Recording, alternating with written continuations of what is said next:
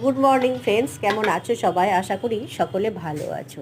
আজকে সকালে জলখাবারের জন্য তৈরি করে নিয়েছি খেজুর গুড়ের ক্ষীরসা পাটিসাপটা।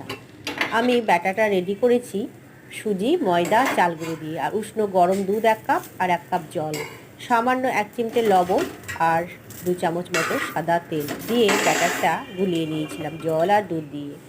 তারপরে 15 মিনিট রেস্টে রেখেছিলাম। আর যে ক্ষীরটা ভিতরে পুরটা রেডি করেছি সেটা নারকেল কোড়া, দুধের ক্ষীর আর খেজুর গুড় দিয়ে ক্ষীরটা আমি রেডি করেছি।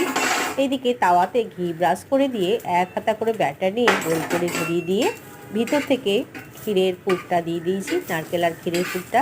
তারপরে ভাঁজ করে দিয়ে এপিট ওপিট ভালো করে ভাঁজ করে নিয়ে সেঁকে নিলাম ঘি দিয়ে। তারপরে তুলে নিলাম। তৈরি হয়ে গেল খেজুর গুড়ের ক্ষীরসা পাটিসাপটা।